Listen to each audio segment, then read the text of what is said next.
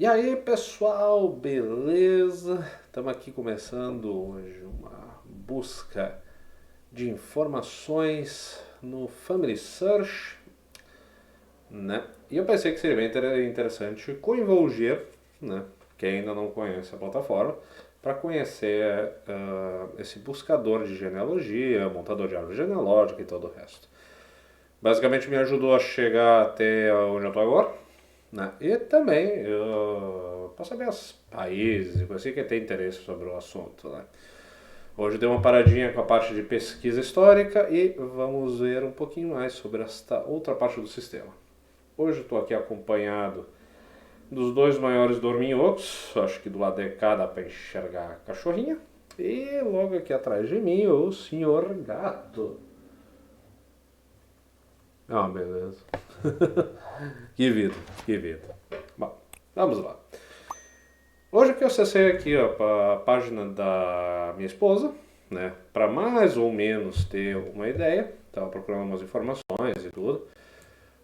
Eu também tenho a minha página, no caso aqui, tem minha conta, só que eu tenho mais gente falecida na árvore, então tenho mais gente viva, desculpa, e isso acaba causando um certo problema na hora de adicionar algumas pessoas aqui. As pessoas vivas, tu não consegue adicioná-las de uma forma fácil, né? Elas ficam só visíveis para ti, elas são privadas nesse caso. Enquanto as pessoas já são falecidas, qualquer pessoa na plataforma consegue acessar pelo código e o número do ID, ou através do link mesmo, sabe? Você vai passar o link e tal. No caso da minha árvore genealógica, que praticamente a parte do meu pai já estão todos mortos, né? No caso aqui só tem minha mãe viva. Já no caso da minha esposa, praticamente os pais estão vivos e um dos avós também está. Então, se eu tivesse na minha conta, eu não conseguiria enxergar nada disso, eu não conseguiria fazer esse link. Já no meu caso, a única coisa que eu precisei colocar foi a conta da minha mãe, né, no caso, fazer o profile dela. Okidoki, que site é esse, galera? Este aqui é o Family Search. O Family Search, para quem não conhece, ele basicamente é um montador de árvore genealógica, tem bastante documentos, bastante informações aqui armazenadas. Tu consegue fazer buscas ou pelos registros que eles já têm catalogados, árvores genealógicas de outras pessoas, ou até mesmo olhando os documentos originais. Dependendo do caso. No caso do Brasil é um pouquinho mais fácil, no caso da Itália depende muito da época e todo o resto, né? Basicamente é extremamente fácil, né? Vamos só para a página global. Página familysearch.org. Quando você está no Brasil vai abrir diretamente a PT Global. Então vai estar em português, então isso simplifica muito a vida. Vocês podem vir em criar conta para criar conta de vocês e botar as informações, primeiro de vocês, depois a dos pais de vocês, que é basicamente nome, nome completo, nome de solteiro, no caso da mãe, data de nascimento, data de morte, se caso houver, e a partir daí tu começa a montá-la. No meu caso aqui, como eu já tenho, vou entrar com o nome de usuário. Okidoki. Vamos lá. Primeira coisa, a nossa árvore aqui ela já está bastante completinha até, né?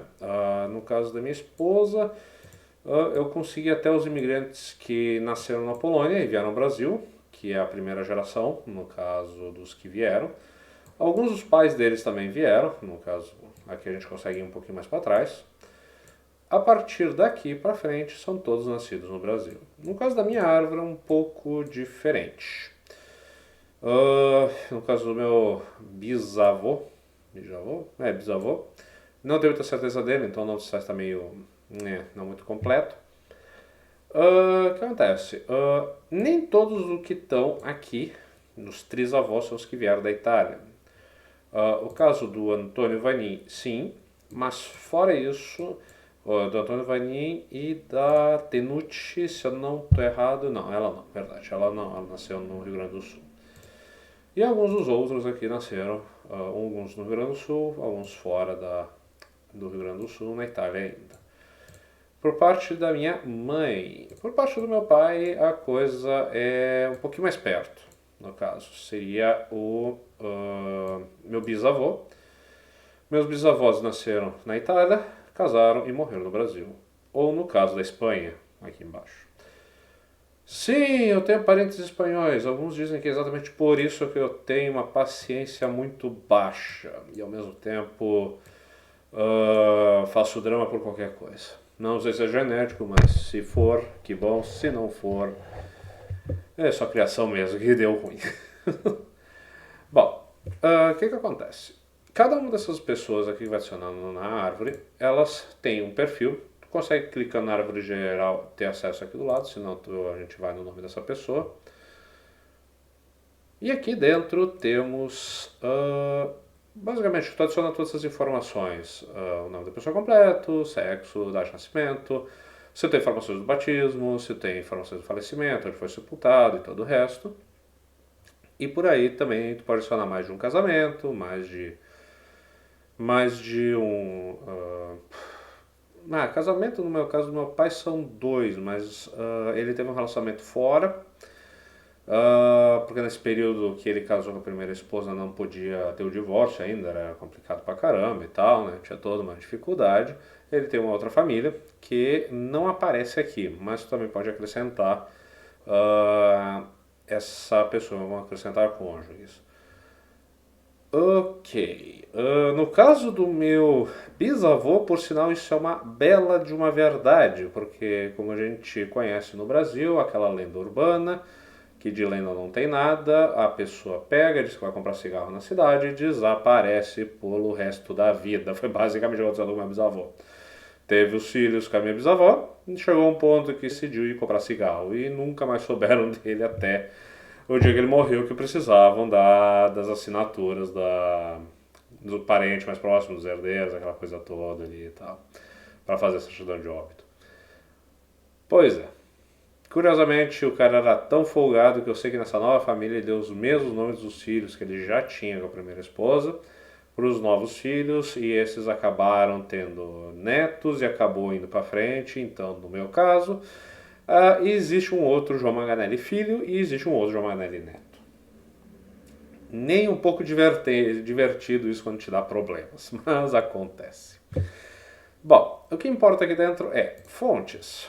Aqui dentro a gente tem o campo de fontes, onde a gente vai pesquisar no sistema ou vai fazer o upload das informações para dentro do próprio Family Search, para outras pessoas terem acesso e coisa do gênero. No caso aqui eu tenho algumas certidões que eu tive, acrescentei e mandei elas para o site. Outras pessoas aí podem ter acesso, fica mais fácil, sem problema nenhum, sabe? Algumas recordações, né? Tipo, no meu caso, onde meu pai está enterrado, mas também pode botar fotos de quando a pessoa estava viva. E todo o resto. Vamos aqui em árvore. Bene. Ok. Aqui a gente vai pegar e vamos ir um pouquinho para trás, que são as fontes mais interessantes que eu tenho, que é do meu tataravô. Ele nasceu na Itália, mas aqui do lado tem, na linha do tempo, tu tem os eventos principais, onde aconteceu certas coisas, quando aconteceu e todo o resto. Dentro das fontes também, muitas dessas fontes aqui são todas do Family Search. Algumas também fui eu que fiz o upload aqui no sistema, mas boa parte delas são dentro do Family Search. E é basicamente isso que eu vou ajudar a mostrar agora. Dentro do Family Search tem esse campinho interessante chamado pesquisa. Dentro de pesquisa temos catálogo.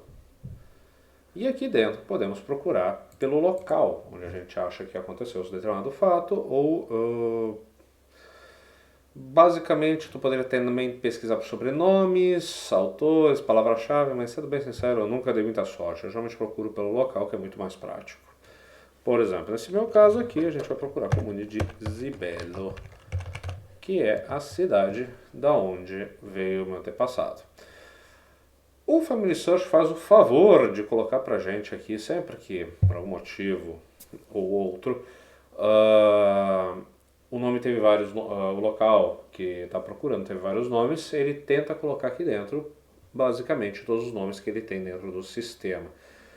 Curiosamente, eu descobri que meu antepassado ele veio dessa cidade porque numa certidão de uma filha dele, se eu não me engano, acho que foi uma filha dele, que seria a minha irmã da minha bisavó, foi colocado, não, irmão do meu bisavô, desculpa, foi colocado que ele seria de Isebelo, região de, não, era Ducado de Piacenza, Parma, era alguma coisa do gênero.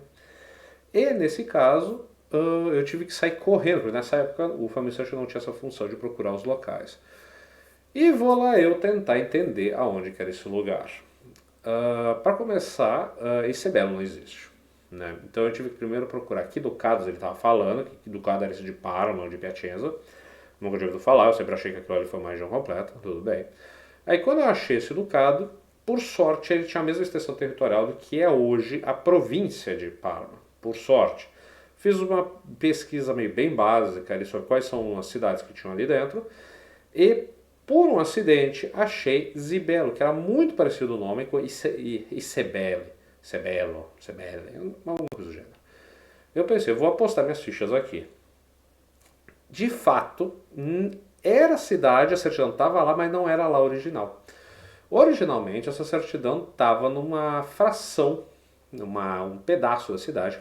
Antigamente era outra cidade, era uma espécie de uma vila, que se chamava Pieve que no passado, quando foi feito o Ducado de Parma virou parte da Itália, foi anexado, foi feito com essa cidade de Zibelo e ficou por isso mesmo.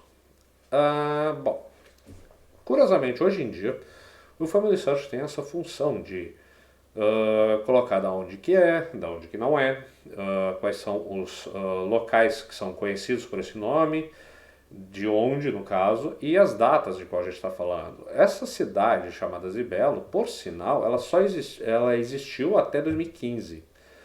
Mas em 2016 ou 2017, não estou bem certo da data, ela foi unificada com uma comune do lado, que era Polesine Parmense, e hoje ela se chama Polesine Zibelo, que é esta aqui de baixo. Por que eu digo que foi 2015 ou 2016 se os registros vão até ali? Bom, porque administrativamente, apesar deles terem feito a junção da cidade, a junção dos livros, onde tu fazia cada ato, não foi tão simples assim. Né? Os livros continuavam ainda nessa outra cidade, Polesine Parmense, demorou até 2017 até ser trazido até Polesine Zibelo, então sempre que tu precisava achar algum livro que era da antiga comune, na antiga cidade, era uma aventura total, sabe? Porque simplesmente pegaram, deixaram arquivado ali, não se sabia muito bem o que estavam fazendo. E depois tiveram que eleger um prefeito também. Então teve um período ali que eles estavam sem prefeito, eles estavam com uma espécie de um comissário também. É um período meio conturbado. Minha sorte é que eu tinha achado esse documento antes de 2015, bem antes até. Então eu só tive o problema de procurar aqui. Talvez, se fosse hoje, eu teria problemas, porque apesar de hoje em dia ser chamado de Polesine Zibelo, o nome completo, eles só chamam de Polesine. Italiano tem algum problema com o segundo nome, sabe? Ser bem sincero, eu tenho problema com isso. Basicamente, todo mundo me chama na Itália de Neto. Neto não é sobrenome, Neto é aquela partícula que eu recebi, porque o nome do meu pai era Filho e o nome do meu avô não tinha, era só João Manganelli. Então, para diferenciar eu do meu pai e do meu avô, basicamente a gente tem essas partículas do nome. Não me lembro agora como se chama, acho que é subprefixo, não me lembro agora, não vem ao caso.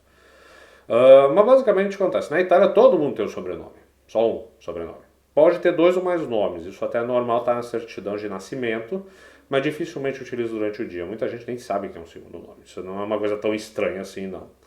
Por exemplo, esse meu antepassado, o Narciso, ele tinha um segundo nome aqui, praticamente ninguém conhecia. Não é que importe muito nesse caso.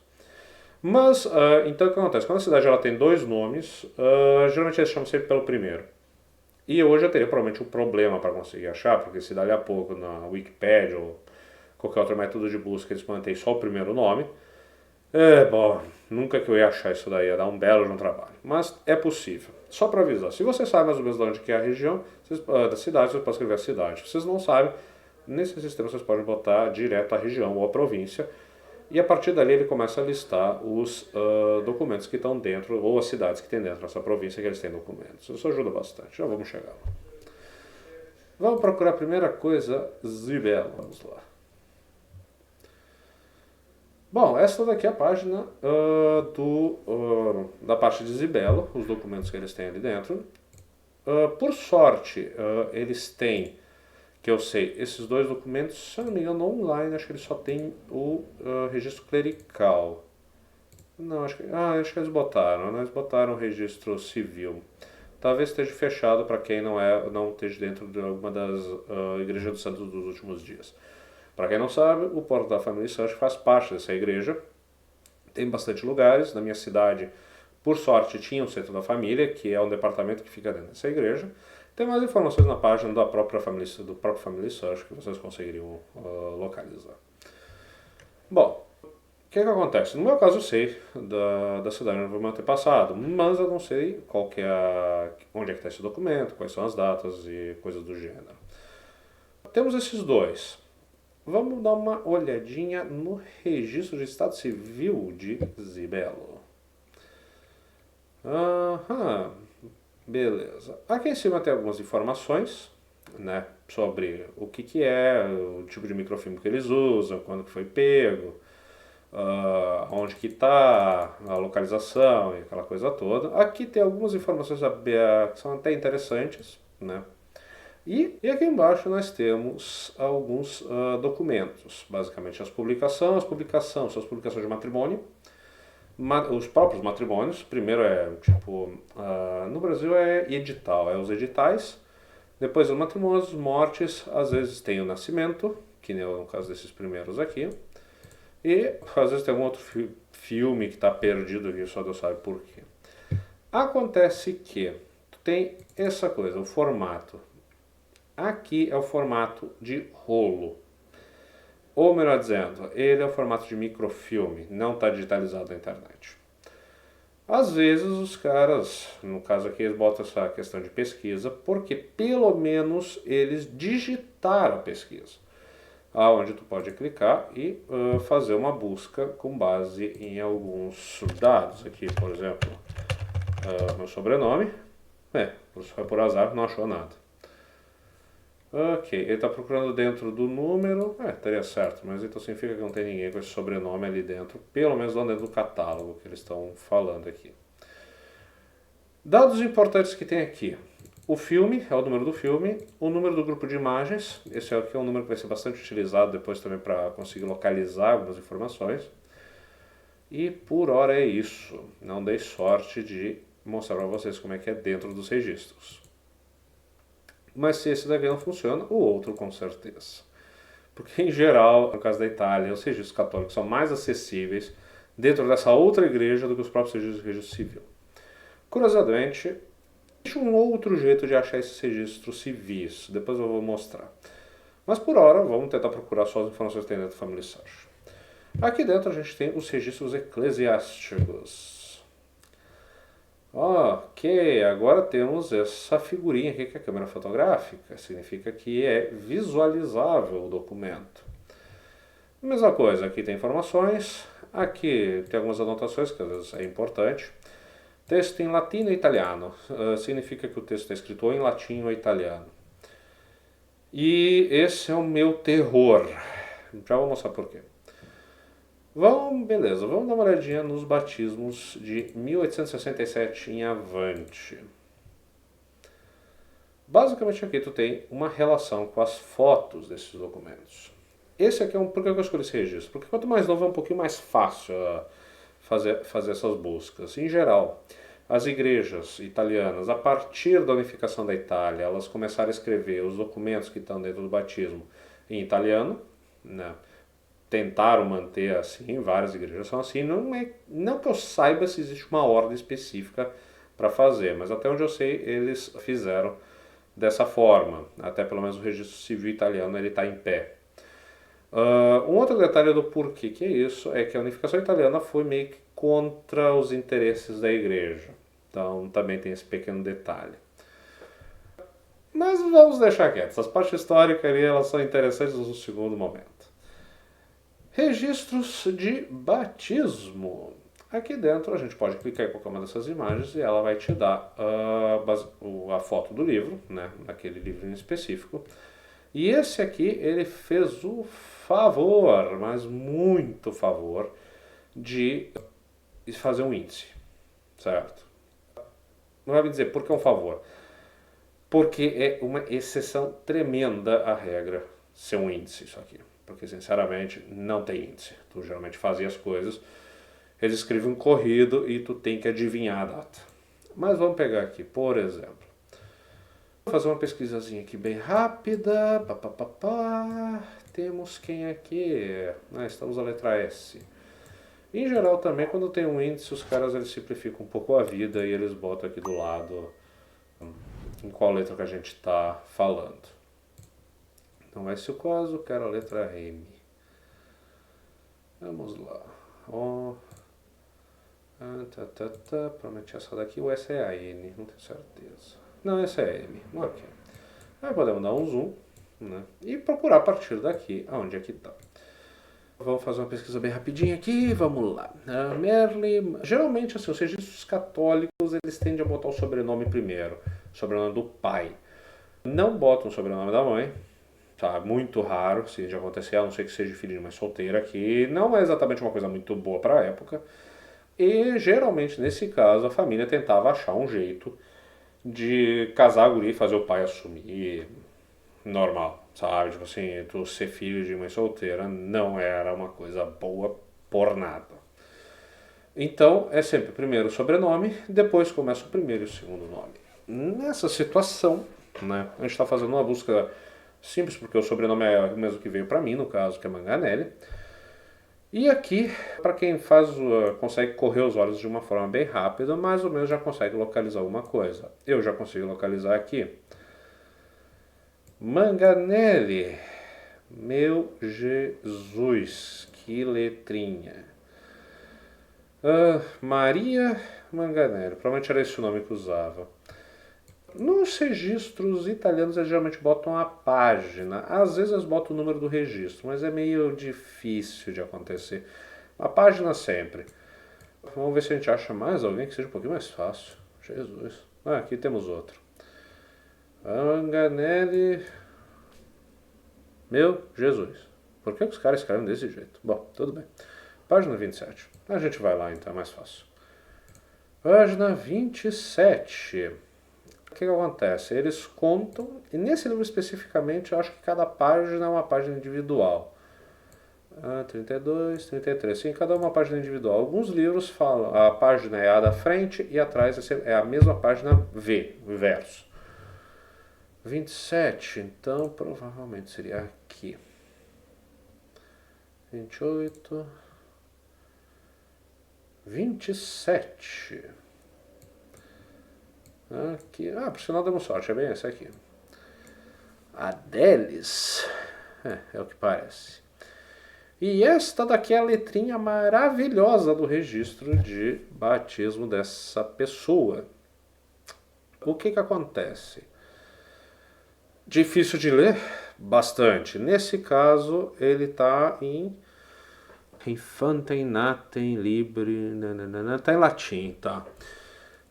Bom, ano de milésimo, octagésimo, meu Deus, não sei o que, oitavo, então, 68º, octagésimo, 68º de Junis 20,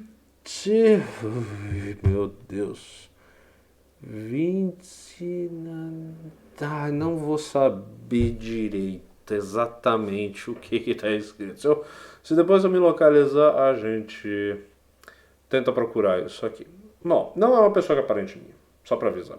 Bom, a primeira linha geralmente é a data que foi feito o registro, não necessariamente a data do nascimento. Mas tu poderia imaginar que a data do batismo é muito próxima da data do nascimento, se é que às vezes não é o dia seguinte ou 2 dias para frente. Nesse período de uma mortalidade infantil tremenda, então dificilmente eles deixariam a criança sem um devido batismo. O que a gente mais tem? Aqui é ego infantus batistadi, não, eco infantus batistadi infantem nate, livre, tá, consiste, nora, tá, aqui tem a hora do batismo, tem um dia e a hora ali em algum lugar, tenho quase certeza. Manganelli Lázaro. Tá, este aqui é o pai, porque o sobrenome foi o que passou. Então, por aqui tu já sabe que esse aqui é a criança, teve como pai alguém com o sobrenome Manganelli, que nesse caso é o tal do Lázaro. Fi Franciscus. Isso é uma das coisas que aparece. Geralmente eles não colocam o nome da avó, mas o do avô sim. Então esse daqui é um Lázaro, filho de Francisco. O Francisco é Manganelli também. Então aqui tu já tem mais as 3 linhas do coisa. Aqui embaixo temos não sei o que, Tanzi. Boa pergunta. O que tá, Uma das coisas para tentar traduzir essa letra aqui é basicamente tentar achar outras palavras que já se achou no texto e comparar. Que nem essa letra aqui é parecida com essa daqui, com uma dessas duas.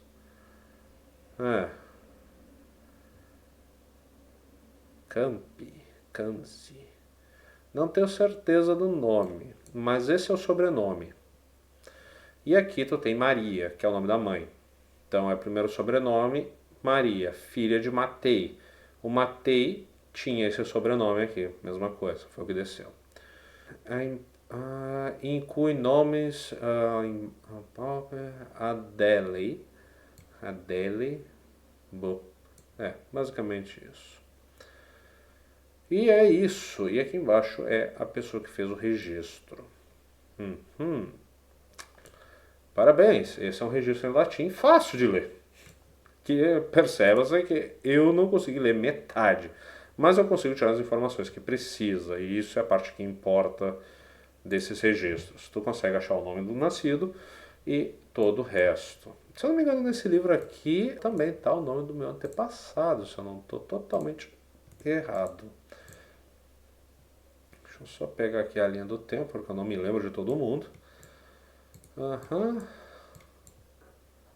O Narciso eu não tenho certeza, mas o Aquiles é capaz de estar. Bem capaz. Vamos ver. Quem mais nós temos aqui? Às vezes eles botam a data também em cima no índice. Quando eles fazem isso, eu tenho vontade de quase voltar no tempo e dizer, mas tu é um gênio, bicho. Vamos tentar um pouquinho mais pra frente para ver até quando esse registro vai. Vai que eu dou sorte. 1883. Não. Neste caso, não dei, porque ele é de 89. Teve algum irmão nessa data? Não. Então, ou é de 61 ou é de antes. Então, eu não vou ter nenhum parente, por exemplo, nesses registros. Vamos ter que voltar. Voltemos à pesquisa. Aqui. O site ele sempre abre na mesma página, mas é bom deixar várias abas abertas, pelo menos tu consegue se localizar um pouquinho melhor. Ok. Curiosamente ele diz que o registro até 1894. Ok, esse aqui é o registro 7957784 59777. Não, deveria estar aqui. Deve ter mais um livro mais pra frente. Ok, vamos lá. Realmente temos outro aqui. Este aqui vem de quando? Vamos ver o índice. 1885 até 1891. Olha, dei sorte. Esse o Narciso tá. 3 de agosto de 89. Aí eu só tenho que achar a palavra M e achar aonde é que está 1889, que é nesse aqui especificamente. Aí aqui a gente tenta dar uma pesquisada para ver o que a gente vai achar. Ok. Parabéns, não temos. Aí tu vai me dizer, mas como isso, vivente? Mas como isso? Eu sei o porquê, certo? Eu sei o porquê, por causa que, como eu falei, quando eu fui atrás dos registros, se lembra do começo daquilo que a gente estava conversando, o meu antepassado, apesar dele ter vindo da cidade que se chama Zibelo, na verdade ele foi batizado numa outra igreja chamada Pieve Otovili. Essa igreja aqui, geralmente quando tu tá no catálogo, ele te diz aqui em cima qual que é a igreja que está falando. San Gervásio e Protásio. Eu tenho alguns parentes ali, sim, mas eles são mais velhos em si.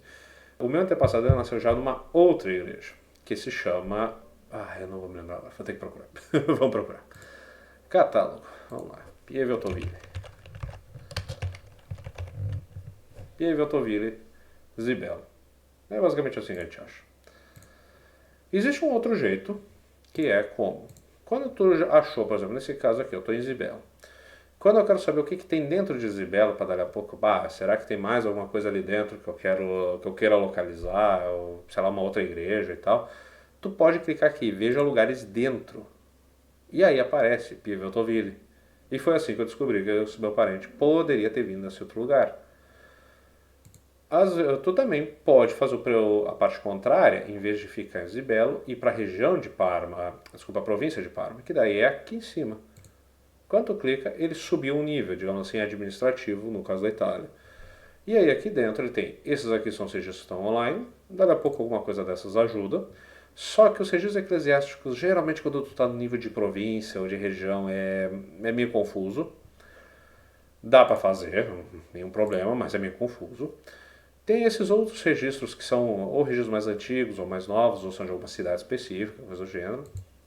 Também temos registros militares, mas nesse meu caso de Parma só existia em Piacenza, que não ajudaria em nada, eu teria que achar os próprios de Parma, que não estão aqui.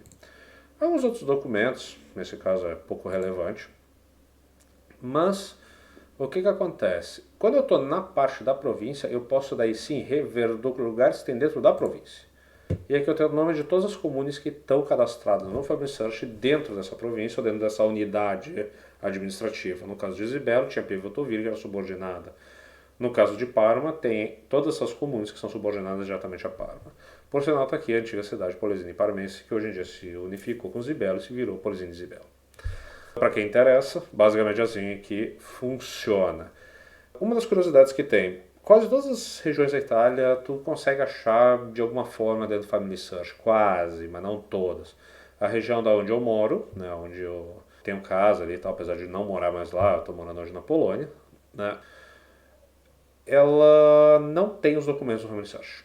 Só que é uma região muito peculiar da Itália, que se chama Vale d'Aosta, é uma região que se fala francês, além do italiano, e ela tem bastante problema administrativo, porque muitos documentos ali viraram uma bagunça.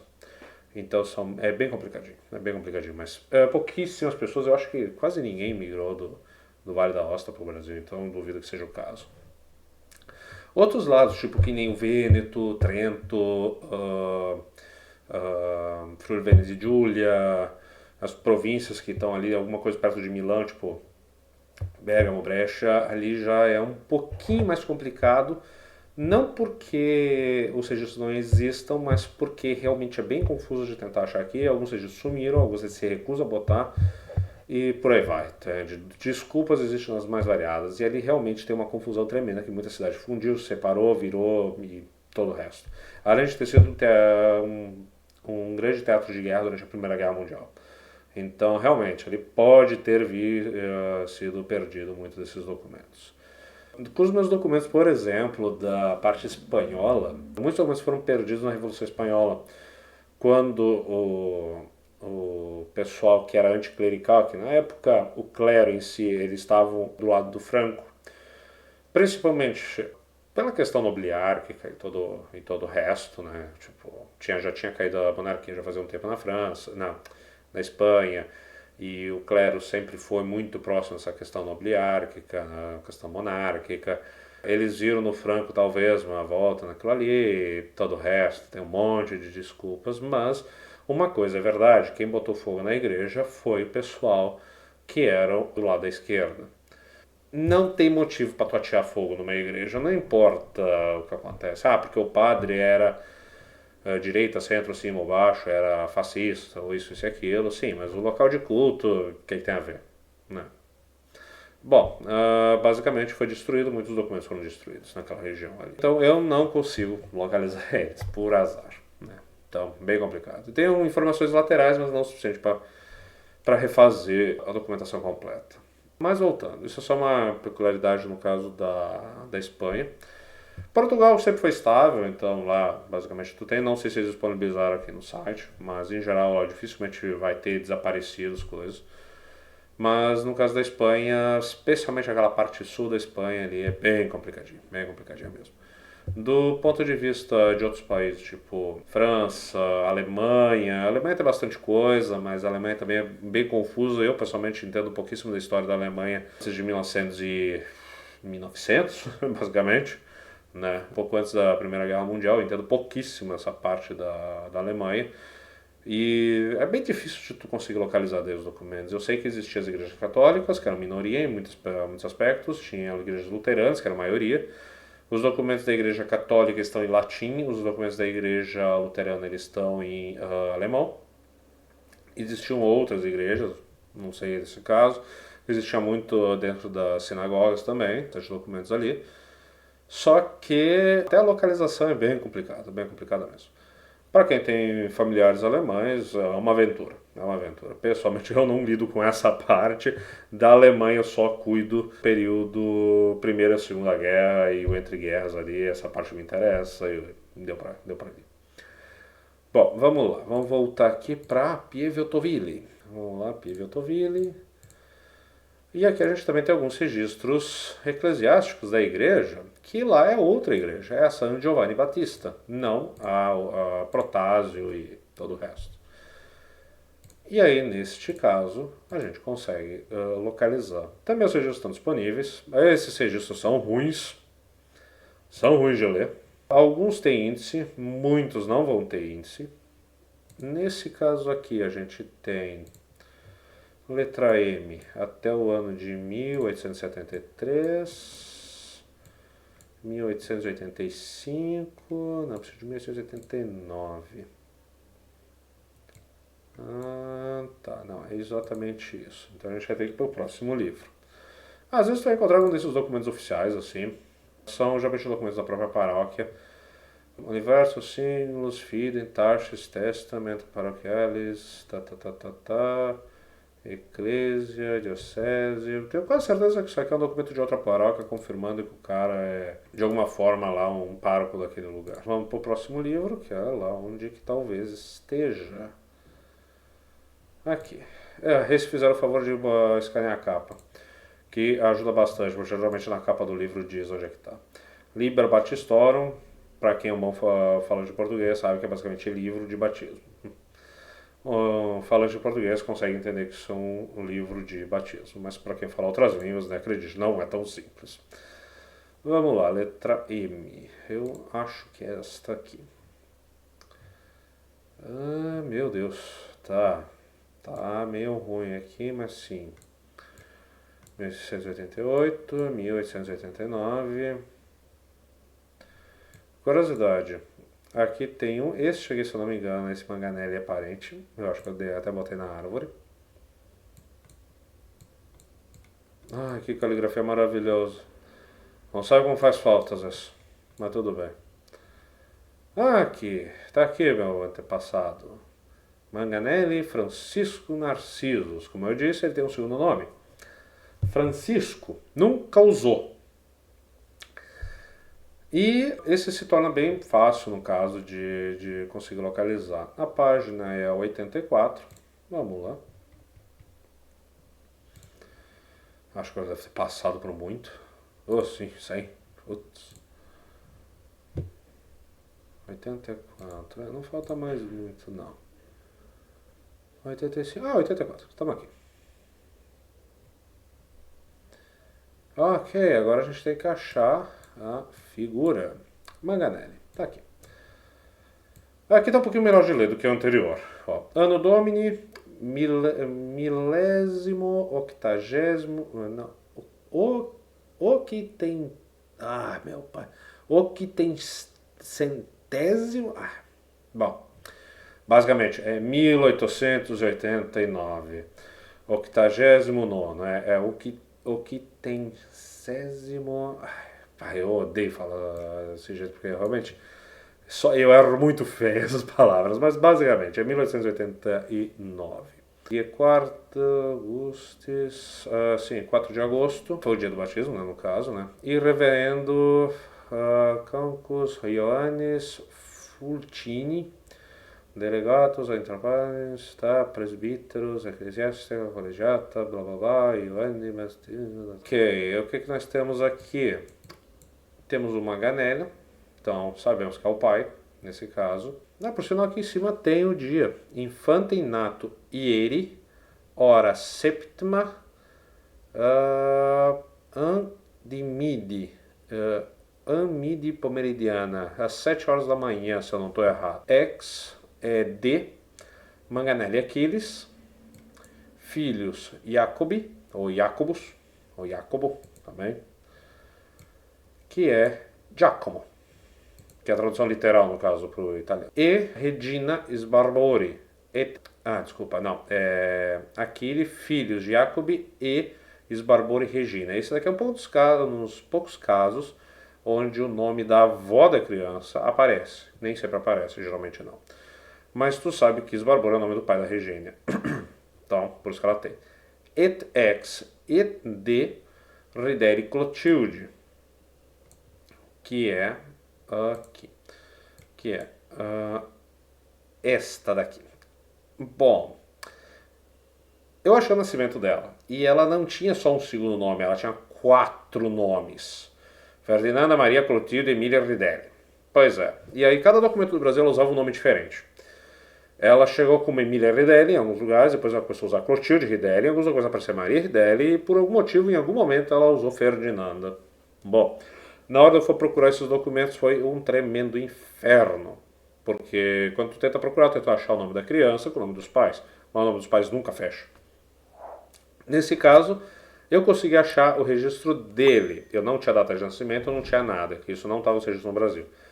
E eu disse, bom, o sobrenome é o mesmo, o primeiro nome é o mesmo, não sei que Francisco é esse, que é o nome do meio, Francisco os Narcisos. Nunca tinha ouvido falar, mas o nome do pai é Aquiles. E eu não tinha nenhuma informação daqui para trás. Eu decidi, eu vou apostar, porque o sobrenome Rideri eu tinha achado, então era Rideri. Mas no documento que apareceu Narciso não aparecia nenhum desses primeiros nomes que aparece aqui. Não era Clotilde Rideri, era Ferdinanda ou Maria Rideri aparecia. O nome da mãe era totalmente diferente. Eu disse, mas não é a mesma pessoa. Bom, nesse caso eu fiz o quê? Eu decidi apostar. Eu pensei, bom, se o documento diz isso, pode ser que ela tenha um segundo nome. Nunca imaginei que teria um terceiro. Eu disse, pode ser que esteja errado. O que nós vamos fazer? Eu decidi ir mais para trás da minha pesquisa. Vou achar o certificado de nascimento da Ferdinanda Maria Clotilde Emília Rideri. E eu achei. Deu trabalho, mas eu achei. E realmente daí aparecia todos os nomes que ela usou no Brasil, todos os nomes o nome que estava na certidão de nascimento do Narciso na Itália e nos documentos que foram para o Brasil. Então, sim, isso me salvou bastante de conseguir achar essas informações para fazer na minha época ali o processo de cidadania, que agora já faz alguns anos. Jesus, fazendo quase uma década. Bom, vamos lá. O que eu achei esses documentos é bem mais de 10 anos, é bem mais, porque eu tinha em 2013, 2014 eu já tinha achado esses documentos ali, e já fazem bem mais de 10 anos. Que eu vim para a Itália e continuei aqui na Europa, vai fazer, acho que ano que vem faz 10 anos. Já uma vida. Nesse caso, a gente conseguiu achar também algumas informações, que a Clotilde Rideri tinha como pai Geminiani e... meu Deus, eu nunca acertei esse nome aqui. Tenefia não sei o que. Bom, até hoje eu não consegui achar, mas eu sei que era Teresia Pazetti. Depois eu acabei achando o casamento deles e aí eu consegui localizar o nome certo. Isso aqui é Pazetti, se alguém imaginava, eu não tinha imaginado. E Teresa, O Terefia. Bom, algumas informações que dá para tirar aqui é cujos paróquiae. Esses dois, a Clotilde Ridere e o Aquiles Maganelli, casaram-se naquela paróquia. Então eu poderia achar o casamento deles. Foi assim que eu acabei descobrindo todo o resto da linha. Então, basicamente, essas são as palavras que são interessantes se tu vai achar registros eclesiásticos na Itália. Geralmente, um pouco de latim tu vai precisar sempre. Por sorte, o português ele puxa muito o latim, então não é difícil nem de adivinhar do que os caras estão falando. Tem que ter bastante paciência com a caligrafia. E também, mais ou menos, calcular sempre a questão temporal. Geralmente a pessoa ela casa depois dos 18 anos de idade, o homem pelo menos, geralmente depois dos 18 anos de idade. Dos 18 aos 25 tu vai achar o casamento de uma certa pessoa. Antes disso tu consegue talvez achar aquele intervalo de anos para achar o nascimento dele. E por aí vai. Se tu sabe o nascimento, tu sabe que os pais, no mínimo, eles já eram casados quando tiveram filho. A não ser que na certidão diga que ele é filho ilegítimo ou coisa do gênero. Se eles são casados, também é a mesma coisa. O pai casou-se geralmente depois dos 18 anos. Então, se a certidão diz qual que é a idade do pai, ajuda bastante, daí tu já consegue calcular, se não ajuda, calcula no mínimo 18 anos antes e no máximo uns 30, não, entre os 18 e os 20, geralmente é o período bastante fértil do homem para ter filhos em geral. Então tu pode pegar essa faixa de tempo. São 10 anos, é difícil, mas dá para dar um jeito. Os registros mais novos têm índice, ajuda um monte. Os registros velhos, não tem índice, tem que ser tudo no adivinhômetro. Depois disso, saber algumas palavras em latim é importante, muito importante, porque é dali que tu vai tirar essas informações. Que nem aqui em cima, Anno Domini, já deve ter ouvido falar aquele documento super velho que tem no Brasil. Ano de 1900, não é, ano do nosso Jesus Senhor Jesus Cristo de tal coisa. Basicamente, é ano do Senhor, ano Domini, né? Apesar de estar em latim, números, quando são escritos dessa forma, eles são muito parecidos com o português, então não é muito difícil. A palavra dia se escreve die, e o número também, e o número e os meses são parecidos, até porque os nossos meses no Brasil, eles tendem a ser parecidos com o latim, então não tem muita diferença. Se eu não me engano, acho que só tem um nome. Tem alguns meses, se eu não me engano, 7, 8, 9, 10. Sim, verdade. Que às vezes eles botam um pouco diferente. Por exemplo, setembro, eles não escrevem setembros. Geralmente eles botam um 7 ebre. Setembro.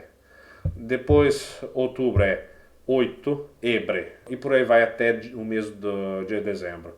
Dezembro é um 10 ebre. Às vezes eles escrevem assim. Para quem sabe um pouco de calendário ali, talvez você saiba o motivo. Eu pessoalmente acho que tem muito a ver com a história dos calendários ali e todo o resto. Não vou entrar muito nesse mérito. Latim, período romano não é meu forte mesmo, sabe? Eu gosto bastante da história, mas fico mais naquela parte mais romantizada da época do Império Romano, não entro muito nos detalhes e tal. Prefiro mais o período da história moderna. Bom, continuando. O que acontece? Então, isso daí, dia é a mesma coisa, os meses tu consegue acertar tranquilamente e os números não é nem um pouco difícil. Algumas informações que tem aqui em cima é o nome do pároco, quem fez o batismo, todo o resto. Quando nasceu, né? Aqui tu tem Batistário, Plebis Otovilaro, Pieve Otovile, então é o nome em latim no caso da região. Por sinal, eu conheço um pouco da história, tá errado o nome. Isso daí aconteceu logo depois das invasões napoleônicas, que acabaram mudando o nome, porque os franceses não entenderam o que estava escrito, basicamente escreveram qualquer outra coisa. Mas independente, mesmo transformando em latim, é daqui que sai o nome, que é da onde está a igreja. Se tu já está aqui, tu meio que já sabe, não tem problema. Batistante, infantem, natum, heri. Heri parece a palavra ieri, com H na frente, por um motivo estranho.